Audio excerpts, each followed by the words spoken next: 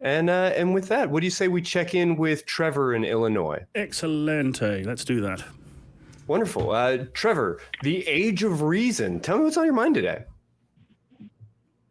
Well, someone mentioned the age of reason either in a prior call or it's just part of the crosstalk between the hosts. And so I thought I'd kind of chew the fat with that around you and help you guys. We're not going to get a whole lot of theists. It's Easter there in church. And so, we could talk about that unless there's something more interesting that comes along. Yeah, so I said it when I was saying, when we were talking about, is it more important how you come to faith than how you leave it? And when I say age of reason, I mean the age at which you are able to make your own decisions and be cognizant. Now, I want to throw it over to Christy because maybe you have a more scientific explanation as to what is the when are we generally psychologically capable of making our own decisions?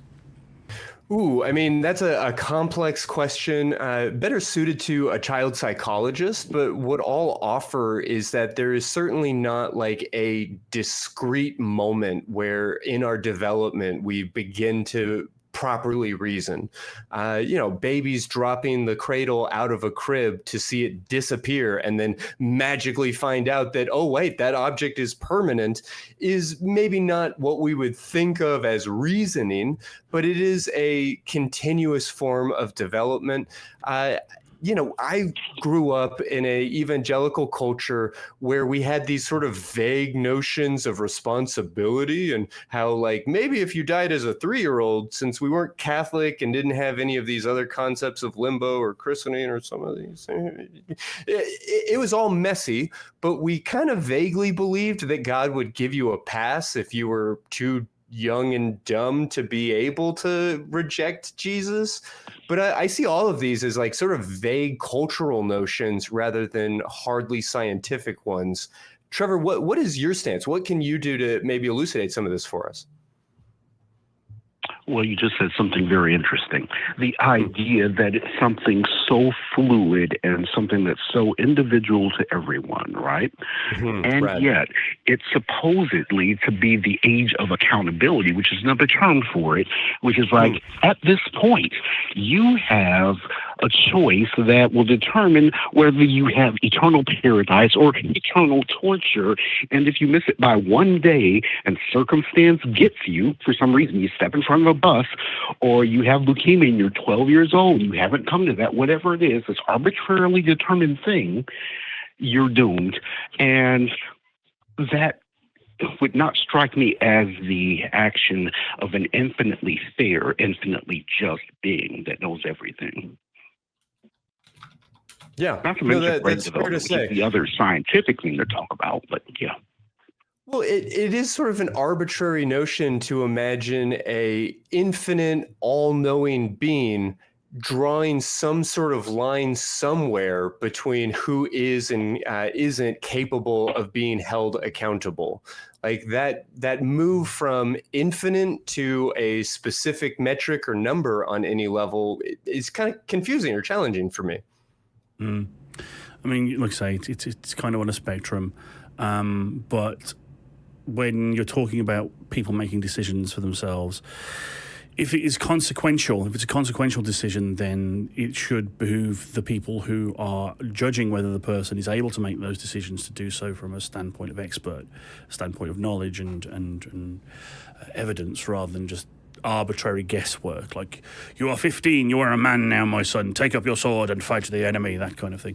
It's more like, you are in this emotional and psychological state, almost regardless of your age, though your maturity and development are aspects of the reasons why you're in this state of mental maturity, emotional intelligence, cognizance. You got to take into other factors as well. Are they neurodivergent? Is there any other factor that's going to affect their ability to make decisions for themselves? So when I said age of reason, if you pin me down to it, it's more of a catch-all for state in which a person can be reasonably expected to make decisions for themselves based on presented evidence, basically. That's not quite as catchy. Yes. I mean, obviously, from our standpoint, it's really problematic for a number of reasons trying to add up these things. But I think that for someone, if I put on a theist hat and they are, say, sincere, not just someone using it as a tool of societal oppression or getting over or anything like that, that they would say, yes, there are some people that are just good, some people that are just evil, and you do need a way to cut off at some point, whether you just throw someone away societally. And given that religion ultimately is really just, in my opinion, applied societal judgment, that's the concept that I would take away. Just like you would take away things like the golden rule in Christianity or concepts of non-attachment in Buddhism. You take the things that people built up as useful. People built these things up, learned them, explored them as useful, take those and leave the woo away for another time. So I think that when someone talks about something like that, it can be useful to talk to them about ideas regarding when someone is matured, and you can get them, to talk about that sort of concept and what good behavior is. Because I think that among people with goodwill, that's really what we're searching for, is who is someone that is behaving well with others rather than just able to hide behind this label or use fear to manipulate people. I feel like I'm rambling, but does that kind of make sense? Oh. Yeah, no, I hear you, and I feel like I'm following. It does get messy, though, right? Because even if they're not capable of fully understanding the implications of their own actions, very, very young children, babies even, can have experiences of guilt or of shame. I mean, I certainly recognize what appears to be shame-like in my dogs when I come home and I find something destroyed. I don't think it's just entirely that they are afraid of retribution, but rather that they recognize that they have injured a relationship. And so what do we do with that if we're talking about these socially constructed mores? I mean, it's definitely messy, and why it's honestly more of a cultural and we should maybe even say like religious notion than anything else. I guess there's something comparable to the age of accountability or the age of reason when we look at our legal system, and we can say that, the being tried as an adult after the age of 18 is sort of an arbitrary cutoff date. And we get into a lot of complex questions about people's different intellectual capacities.